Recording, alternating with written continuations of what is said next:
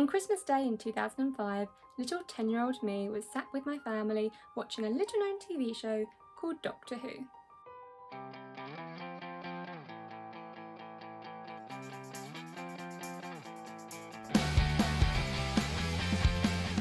Now, I did not want to watch this show. My dad told me that it was something he used to watch when he was a child, so naturally I thought it would be awful. But boy was I wrong! From that point on, I became obsessed with the whole universe of the show. I sat down and watched all of Series 1, I was there every Saturday night with my father, ready to watch Series 2 onwards. I loved it. So I decided to make a few videos on the show that brought me so much joy over the past 20 years. Today's video is a ranking of all of the Doctors from 1963 all the way through to 2025. So that goes from Doctor 1 all the way through to Doctor 15. Now this is a ranking list, so obviously there will be some people lower than others. That's just how it has to be. There is absolutely no shade to any of the fabulous actors who have portrayed the Doctor over the past 60 plus years. Just want to clarify that now. And by all means, if you think I've put your favourite Doctor too far down on my list, tell me in the comments. Tell me how much you disagree with me. Everyone's entitled to their own opinions, and I will not criticise you if yours happen to differ from mine. Now that all that's out of the way, let's begin. We'll start at the beginning with the very first Doctor. In 1963, the role was played by William Hartnell, but he was by no means the only actor to portray the First Doctor on our screens. As I'll be ranking the First Doctor as a whole for this list, I will be including the performance by Richard Hurndall in the 20th anniversary special, The Five Doctors, and the latest portrayal by David Bradley in the 2017 Christmas special, Twice Upon a Time. The First Doctor for me is in 12th place. This is where it all began, and whilst the First Doctor originally started out as a bit of a grumpy old man with a little twinkle in his eye, he eventually grew into something more by the end of his run. I really loved the first TARDIS team for the First Doctor's run. That whole family vibe really worked for the early period of the show and allowed the character of the First Doctor to develop quite well. It certainly allowed the more sweeter and grandfatherly aspects of the character to shine through, something which I think was lost with subsequent Doctors. The First Doctor is considered more of a serious Doctor, but he does have a mischievous side, something which was shown really well in the serial The Space Museum, when the Doctor climbed inside of a Dalek and started to mess around and have fun. Whilst the First Doctor does have a special place in my heart as the man who started it all, I can't deny that I think the character did improve significantly over the course of his regenerations. Moving on to the Second Doctor now, as played by Patrick Troughton. In 1966, due to William Hartnell's declining health, the team behind the show decided to really shake things up and introduce the brand new concept of regeneration. This decision led to the show surviving just as long as it has and becoming the longest running sci-fi TV show in history. The concept of regeneration meant that the Doctor had to change, not just in his looks, but in his personality as well. I put the Second Doctor in 11th place. The Second Doctor was more warm and bubbly than the first one was, and was often shown to have a little bit more fun in his adventures. And since Patrick Troughton was a younger man than Hartnell, he was able to get a bit more involved in those action scenes himself. During his adventures, the Second Doctor would often become flustered and say, "Oh no," quite a lot, which was a really enjoyable part of watching the show. It added tension to the scenes, and a bit of comedy when watching as an adult. Not to mention the amount of times he'd follow that "oh no" up with a "Jamie!" I really liked this version of the Doctor. And clearly a lot of other Doctor actors did too, as you can see Troughton's take on the role being a clear inspiration for the incarnations that followed him. Next up is the Third Doctor, as played by Jon Pertwee. In 1970, the show aired its first ever episode in colour, and at the same time premiered a brand new incarnation of the Doctor. The Third Doctor takes 14th place on my ranking. I've heard the Third Doctor being called the Action Man Doctor, and I can see that. He shows off his fighting capabilities on multiple occasions. My personal favourite has to be in the Sea Devils episode when he has a sword fight with the Master. I do see the Third Doctor as more of a James Bond style Doctor, because there's a lot of action and there's a lot of gadgets. The Third Doctor was certainly famous for his gadgets, many of which were Pertwee's own additions to the show. And of course, with the Third Doctor being exiled to Earth, we got our first proper introduction to UNIT, which has been a staple of the show ever since. This also led to the Doctor having more science focus in his adventures, and being more science focused as a character, something which, whilst it was there in the first two incarnations, definitely seemed to be more in this incarnation, especially in the first few years of his era. I do like the Third Doctor, but I've never really been a fan of James Bond, and if I'm honest, I'm not really that big of a fan of UNIT either, so I think those are the things that's placed this iteration of the Doctor quite so low on the list for me. Now we come to a fan favourite, the Fourth Doctor, as played by Tom Baker. Because Tom Baker played the role for 7 years between 1974 and 1981, he is generally the person that most people think of when you say the words Doctor Who. For me, the Fourth Doctor is in 8th place. I really enjoyed the Fourth Doctor seasons, and this is the point in the show where it really felt like it picked up for me and I started enjoying it a lot more. It certainly started to feel more similar to the show that I grew up with when I was young. His exile having ended, the Doctor was back to travelling to far-off places alongside many new companions, and the Fourth Doctor had one of the best companions in Leela. I will be doing a couple of videos on companions, so I won't say too much here, but just know Leela is one of the best. The Fourth Doctor was certainly more bonkers than his past 3 incarnations, and that, alongside the pairings with his companions, made for a really great fun show. He's a fan favourite version of the character, and I can definitely see the reasons for that. He's just not my personal favourite, but I really liked the Fourth Doctor. In 1982, the Fifth Doctor made his debut, as played by Peter Davison. I really liked the Fifth Doctor, and for me, he is in 7th place. The Fifth Doctor was young and fresh-faced and had a certain youthful energy that the previous incarnations didn't quite have. This could be down to the fact that, at the time, Peter Davison was the youngest actor to have played the Doctor at just 29 years old, a record that he would keep until nearly 30 years later when Matt Smith took on the role.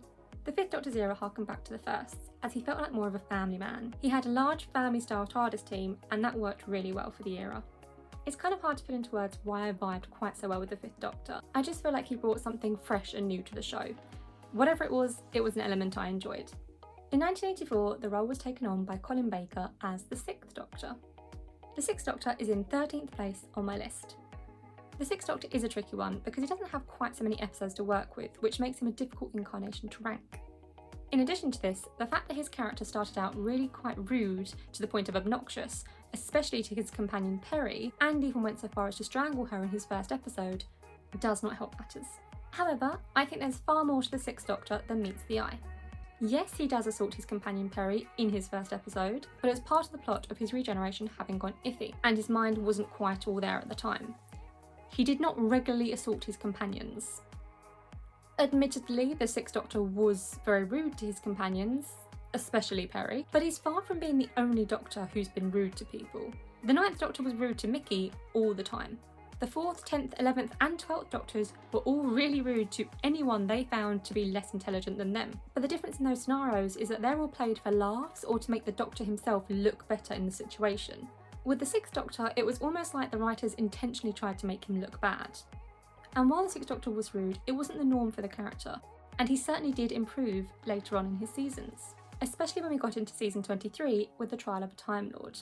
Putting the Sixth Doctor against some of his own people as the antagonists of the season really worked in his favour and I think showed him off at his best. In 1987, the Seventh Doctor appeared, as played by Sylvester McCoy. The Seventh Doctor takes a comfortable 4th place on my ranking. I love the Seventh Doctor. I think it was a really interesting way to take the character. And during the Seventh Doctor's era was when the show started to take a clear path towards the type of stories we'd see later on in the New Who era. Stories started to focus more on the companions, especially Ace, and their relationships with the Doctor. Whereas the lives of previous companions prior to their meeting the Doctor had mostly been left a mystery, the Seventh Doctor's era really delved into those aspects of the characters. Serials like Ghostlight would be the Father's Day of their time, as we really got to see more painful parts of Ace's past. The Seventh Doctor had a really great dynamic with both Mel and Ace, but I think his episodes with Ace show the more darker side to his character in a really good way. I've heard people describe the Seventh Doctor as the more Machiavellian type character, and I can certainly see that, but overall I think the Seventh Doctor is a perfect balance of that more manipulative side of the Doctor and that more quirky and caring side. Unfortunately, in 1989, Doctor Who as a TV show was cancelled. However, in 1996, an effort was made to bring the show back, with the TV movie serving as a sort of extended pilot. Personally, I wasn't a big fan of the TV movie, even though it had my favourite character in it. I wanted to love it. I was ready to love it. I just didn't. But I am ever so glad that we have that movie because that gave us the 8th Doctor. And thankfully, I don't just have that movie to base my opinion of the 8th Doctor on. So, as we've said, in 1996, Paul McGann took on the role of the 8th Doctor. Personally, I don't really see the 8th Doctor as a classic era Doctor as such, but more of a bridge between the classic era and the New Who era of the show. The 8th Doctor takes 6th place on my list. While he only had one full on-screen appearance as the Doctor, the 8th Doctor probably has more expanded media content than any other version of the character. With so many books and the fantastic audio dramas to go on with the 8th Doctor, there is plenty of him to go around. My opinion of the 8th Doctor is not just based on his on-screen appearances, but also his Big Finish box sets with companion Lucy Miller. They are incredible series, and I can honestly see them as the series that would have been had the 8th Doctor actually had his own TV seasons. They are truly fantastic stories, and I will be talking about them in a future video. The 8th Doctor showed sides to the character that hadn't really been seen before. He wasn't just a kooky old alien, but he also had elements that felt a little bit more human. And I don't mean the thing in the movie that we don't talk about. He was also the first of the Doctors to have an on-screen romance, even if just for a short time. Because of the sheer amount of 8th Doctor content we have, he receives a lot of character development. I love seeing him go from this brand new fresh face in the TV movie all the way through to his experiences in the Time War, where he became this battle-hardened warrior by the time of the Night of the Doctor, the prequel short McGann starred in for the 50th anniversary special of Doctor Who. That short was actually my very first experience of the 8th Doctor, and even in just those few minutes that he had on screen, you could feel that that was the Doctor. The 8th Doctor was an incredibly hard Doctor to rank. I kept swapping between who I had in 5th place, but eventually I did settle for the 8th Doctor being in 6th place on the list. Next up is not chronological for us, but it is for the Doctor. I am of course talking about the War Doctor, as played by John Hurt. The War Doctor takes 10th place on the list. Now, the War Doctor only appeared on our screens for one full episode of the show, that being the 50th anniversary special, Day of the Doctor, as well as making a teeny tiny appearance in the end of the previous episode, The Name of the Doctor. So there's not all that much to go on with the War Doctor, but John Hurt did manage to record 4 audio box sets with Big Finish before he unfortunately passed. I've listened to all 4 of those box sets and they are very, very good. They show a period of the Doctor's history during the Time War that we just don't get to see that much on screen. And because of that, they show a different side to the character than what we see in the show. This is a version of the character who rejects the name The Doctor and refuses to allow anyone to call him by that. At first, when I watched the 50th anniversary special, I won't lie, I was not a fan of this version of the character. I just wasn't feeling it. But after several rewatches of the episode, I've come to enjoy the War Doctor a whole lot more. I do think this was a really interesting way to take the character. It's just a shame we didn't get to see more of this character on screen. In 2005, Doctor Who came back to our screens with a fresh new look and a brand new Doctor, Chris Eccleston's 9th Doctor.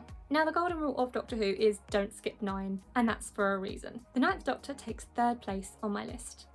The 9th Doctor is a darker version of the Doctor, fresh out of the Time War and bringing all the pain of that with him wherever he goes. Chris Eccleston is an amazing actor, and you can really feel the pain that the 9th Doctor is constantly trying to hide. You really do feel every emotion that he's throwing at you in every scene. I feel like it's pretty much unanimous at this point that the 9th Doctor was an incredible incarnation of the character, and it's a huge shame that we didn't get to see more seasons from him on screen. Luckily for us though, Chris Eccleston has reprised the role in Big Finish audio dramas. He already has 3 full seasons under his belt, and he's currently on his 4th season, because the 9th Doctor and Rose have reunited in audio form to bring us more adventures, all of which are set during the 1st season of the show between Father's Day and The Empty Child. I don't know if it's because it's the 20th anniversary of the new era of the show this year, or because of the lacklustre season we've just had, but so many people are going back to re-watch these early seasons and remembering just how fantastic the 9th Doctor was. In the same year that the 9th Doctor first graced our screens, he also left us, with the role being taken on by David Tennant as the 10th Doctor. Now, the 10th Doctor is a fan favourite, and he's mine too. He is first on my list. Look, I love the 10th Doctor. He was my first Doctor. The very first episode I saw was the Christmas Invasion, and because of that, this incarnation became the baseline of who and what the Doctor is, for me. After the heartbreaking finale of Series 1, the 10th Doctor came in as this fun and quirky incarnation of the character, and I loved every moment. Whilst he was bubbly and playful, the 10th Doctor also had a certain rage bubbling under the surface, and this made for really tense, emotional scenes. The 10th Doctor also had several different companions during his run on the show, each one having a different dynamic with the Doctor, and this allowed for the different sides of his character to shine through. His romance with Rose, his friendship with Martha, and his sibling-style relationship with Donna all made for great seasons of the show. In 2010, we got a new Doctor in the form of Matt Smith's 11th Doctor. The 11th Doctor is in 5th place. I'll be honest, at first, I hated it. I hated everything about it. I was not a child ready for change. The 11th Doctor was the child Doctor. He was riding dinosaurs and spaceships, eating fish fingers with custard, and idolising Winston Churchill. But while the 11th Doctor is a more childish Doctor, He's also the perfect incarnation to show that old man inside the young body. The range that Matt Smith has in this one role alone is incredible. He did a remarkable job as the 11th Doctor, and there's clearly a reason why he's a lot of younger viewers' favourite incarnation. I've recently introduced one of my nephews to the show. He's currently the same age now as I was back in 2005 when I started the show. We've just finished series 3, and I know that Matt Smith's Doctor is going to be his favourite. I knew before we even started the show. I just know the 11th Doctor is going to be his favourite one, and I cannot wait to be proven right. The 11th Doctor is an amazing incarnation played by an amazing actor. In 2014, the Doctor regenerated into Peter Capaldi's 12th Doctor, and the 12th Doctor is in 2nd place. Again, I was not a child ready for change. I had just grown accustomed to this ultra young Doctor, and then suddenly he does a full 180 and gets an older face. I think I was mostly thrown because since 2005, when I started watching the show, the Doctor had continuously gotten younger, and then suddenly the Doctor shoots up to being a much older man, and I think it was a bit of a shock to teenage me. I just wasn't prepared for that change. I did not give the 12th Doctor or the later Moffat seasons of the show their fair chance at the time, which was a huge error on my part because they're really good. Peter Capaldi is absolutely outstanding as the Doctor, and probably is the one who feels the most like the Doctor. I did consider putting him first place on this list. It was so close, but ultimately I had to put him second. I love Capaldi as the Doctor. On rewatches of his episodes, he really does just exude this intelligent alien energy. His seasons were a bit iffy, and there was a severe lack of consistency for the character of both the Doctor and his companion Clara between his seasons.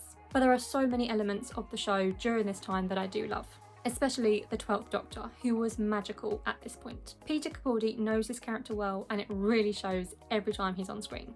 The 12th Doctor is amazing and deserves way more love and respect than he ever got at the time. But as people are going back and rewatching the series, I do think that they're starting to realise just how amazing these seasons and this version of the Doctor really was. Series 10 especially is a banging season and gives one of the best finales the show has ever had. It's a brilliant season and deserves way more love, as does the 12th Doctor. Moving on to the 13th Doctor, as played by Jodie Whittaker. In 2018, Jodie Whittaker made history as the first official female version of the character. The 13th Doctor is in 15th place on my ranking. I was not a fan of the Chibnall era in general, and as this version of the Doctor was the only one during that era, I don't know whether it was the version of the Doctor or the writing, but I just really didn't vibe with the 13th Doctor. There's just so many elements of that era of the show that I just don't like, one of them being the large TARDIS team, which really let down the development of the Doctor's character.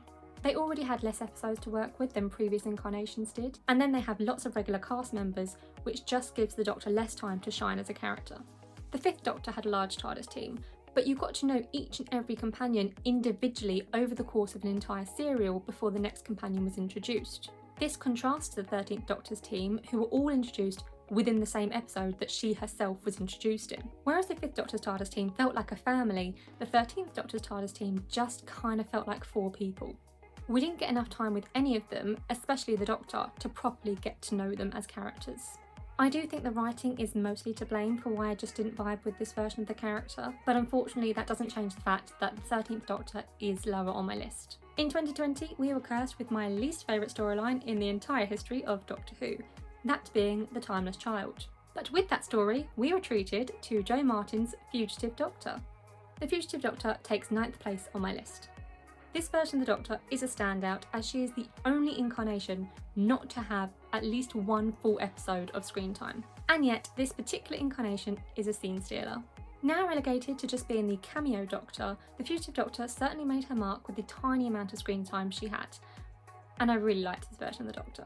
I don't know what it was, but something when she was first introduced in that Fugitive of the Jadoon episode, something just immediately clicked. She was the Doctor. Now I do hate the Timeless Child storyline completely. I mean, if they were going to do it at all, it should have been the Master who was the Timeless Child, not the Doctor, but there is the Doctor 2B theory, and personally that's my headcanon for how the Fugitive Doctor exists.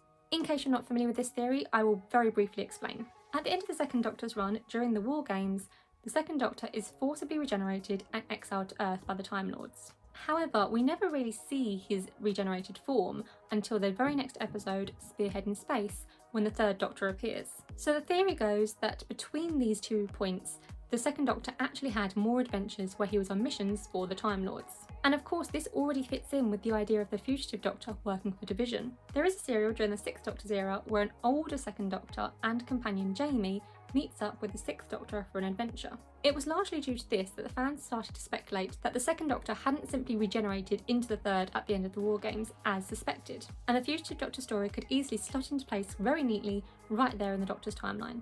Also, her TARDIS is a blue police box, which doesn't make sense unless she comes after Hartnell's iteration of the Doctor, as it is explicitly stated in the events of An Unearthly Child that the TARDIS didn't become stuck like that until that episode. Anyway, whilst the Timeless Child does not work for me, the fugitive Doctor certainly does. She is a wonderful iteration to the Doctor's incarnation list, and I just wish that she had have just been a future iteration of the Doctor so that we could have had an actual full season with her in the role. But hey, at least Big Finish are doing something with this character. In 2023, it was the 60th anniversary of the show, and we were treated to a brand new Doctor with a familiar face. David Tennant returned to our screens as the 14th Doctor. Now you may have noticed that there are 16 places on this list and 17 Doctors, and that is because the 14th Doctor is in joint first place with the 10th Doctor. Whilst the 14th Doctor is technically an individual incarnation of the character, he just kind of feels the same to me as the 10th Doctor, albeit with a few character developments since the time of the 10th Doctor. There are a few subtle differences between the characters due to the fact that it has been such a long time for the character since he was in his 10th incarnation, but other than that they're basically the same character. Thinking about it now, the 2 Doctors could have featured the 6th Doctor not with the 2nd Doctor, but with a future incarnation of the Doctor who just happened to take an older version of a familiar face, just like the 14th Doctor and the Curator did. He could have gone back in time and grabbed his favourite companion from that era of that face's life, granted him his memories back, and then gone on more adventures with him. Just like the 14th Doctor did with Donna. It's all adding up.